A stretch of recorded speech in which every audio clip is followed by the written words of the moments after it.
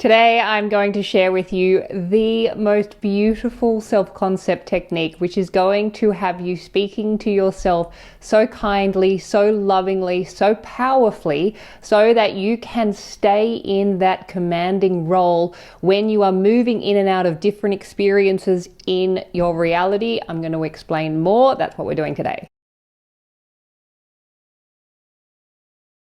If you have found your way to this channel, you are in the right place. Welcome. My name is Hedley and I'm so happy you're here. I am a law of assumption coach, and if you'd like to know more about me or my offerings, including one-to-one law of assumption coaching, my self-concept course, and my book, I Am Money, and the I Am Masterclass, which is now available, you'll find all of those details in the box below this video or at my website, youaretheone.com.au, because you are the one. And if I could ask you for a very simple favor, if you are enjoying my channel and my videos, if you could please press that subscribe button, give this video a like and a positive comment, that would be most appreciated. Thanks so much. Just before we get into today's video, I wanted to let you know that I have uploaded the I Am Masterclass replay. So if you are wanting more information on the I Am technique, just to deepen your understanding, also get some help with how to structure your I Am commands, this masterclass is available for purchase. It is a replay. It is going to help you master this technique and the structure of the command so that you can be more in command of what it is that you are working with in your reality. So check that out. I'll post the link in the box below this video. It's also at my website. Please do go check that out. This is such a beautiful self-concept technique. I've been using this technique for probably about a year and a half, I think, or at least ever since I became aware of it. And I remember the moment when I did become aware of it. I was driving in the car and I just had this idea to take I am and to take your name and to create some space between it and then insert the blessings within it. I'm going to explain more about this, obviously, because that's what we're doing today. But I call this technique the space between, because essentially that is the space that we are going to be working in. So I don't know where it came from. I like to think that perhaps it was a gift from the Palladians. But if you have seen this somewhere else, let me know. There might be another name for it. But as I said, I call it the space between because that is what it is. Before we get into the technique, I want to go back to the actual heartbeat of manifesting reality. I've done a video on this before, but this leads into where this technique is incredibly powerful to use.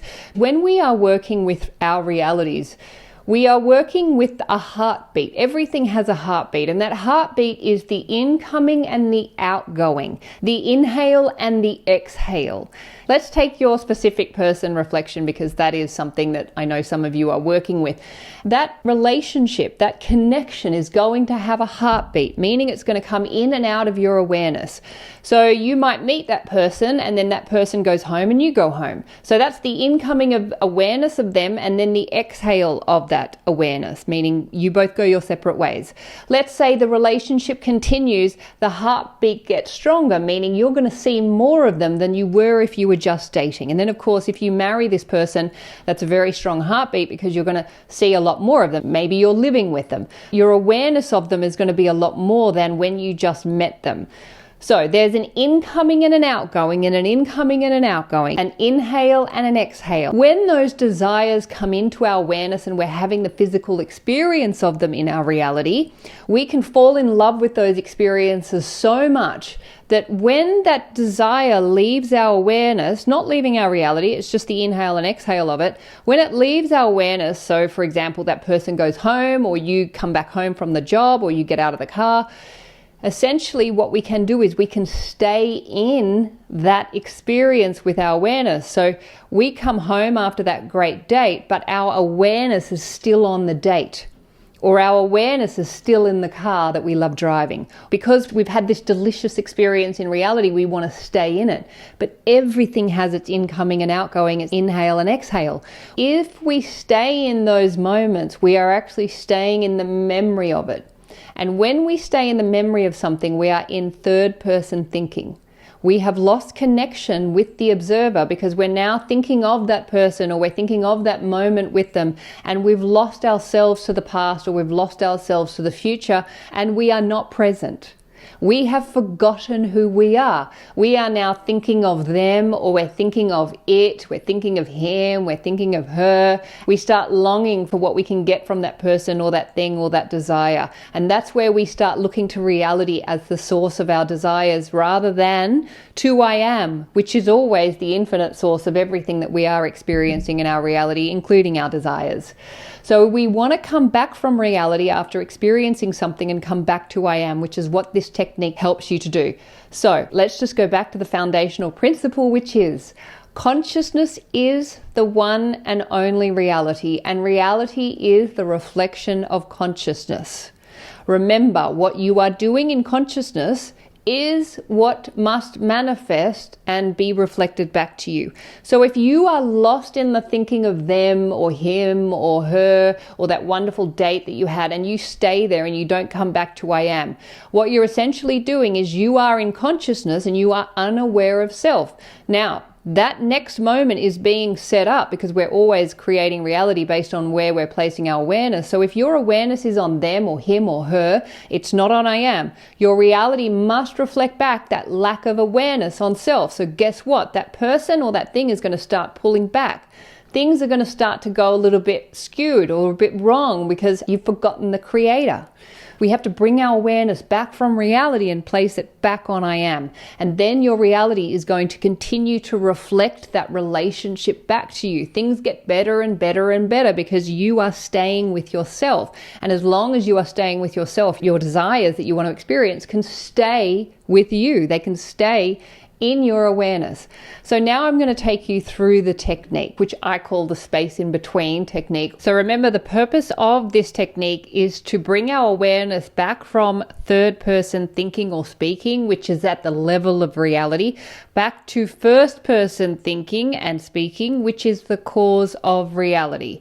In other words, what we're doing is we're taking our thinking and speaking back from he, she, they, or it, which is third person, and we are bringing it back to I am. Now, I am is the infinite observer, and it is expressed through you. So Hedley is a manifestation of I am. First person is always I am. Second person is the container of I am. Now, what we are going to do is we are going to create some space between I am and your name. Now, within that space, you are going to put everything and anything that you could possibly want from anything or anyone in your realities. If you're wanting your specific person reflection to be in love with you, you're going to take that state of in loveness and you're going to place it in the space between your maker and yourself. I'm going to use my name. So I am in love with Hedley. Let's say you want to be chosen. So I am choosing Hedley for me. Now for you, I am choosing your name. And then your reality must reflect back that you are being chosen, because consciousness is the one and only reality, and what you're doing in consciousness must be reflected back to you. What about I am listening to Hedley, or I'm listening to your name? I am in constant contact with Hedley. If you're wanting somebody to be in contact with you, I am in constant contact with your name. You're filling the space between I am and your name. I know that in these circles there's a very popular word, a very common word that gets used a lot, and that word is obsessing. I know that some of you are going to take this technique and go, I am obsessed with your name. I would highly recommend dropping this word from this work, because the etymology of this word isn't positive. It isn't great. To be obsessed is to be tormented. It's to be possessed by a devil or a fiend. It comes from the word obsessed, which is to besiege. Watch closely. I mean, this word has stalker vibes written all over it. I personally do not like this word. I do not use it in my work. I don't recommend using it, but I also understand why people do use it. And that's because you're wanting them to be aware of you. You're wanting them to stay with you. to stay in awareness of you, to remain with you and remain in awareness of you, and to abide with you. So I would recommend instead using words like I am staying with. For me, it's Hedley. I am abiding with Hedley. I'm remaining with Hedley. For you, of course, it would be your name. Language is powerful. Language holds consciousness. So be conscious of the language that you are using. As long as you can remain consistently aware of I am, your reality can be consistently reflecting back more of what you want. So this technique, the spaces in between technique, is going to keep you consistent with your awareness of I am, especially after you've had a wonderful time in reality or something has come into your existence and it's excellent and you want more of it. Great, you will have more of it. Just come back to I am, come back to yourself and create the space between I am and yourself, and then insert the gifts, the blessings that you would like to experience. And remember that consciousness is the one and only reality. So by holding this consciousness, your reality can reflect these blessings back to you in physical form, in the form of the situations, circumstances, and the events that you are going to want to experience and have more of, and which continue to get better and better as long as you remain aware of I am. And just a couple more points with this technique. The key is to ensure that the gifts, the blessings that you are choosing for yourself, can fit within that space in between I am and your name. So you want the sentence to begin with I am and finish with your name. Now you can put absolutely anything you want to experience in there as long as the sentence starts with I am and finishes with your name.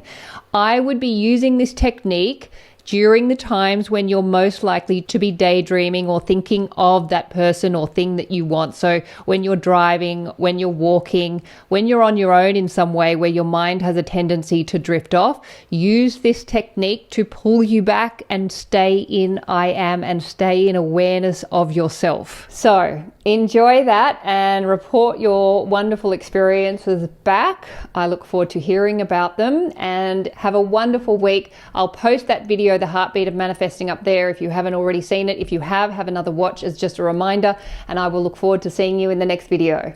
Bye.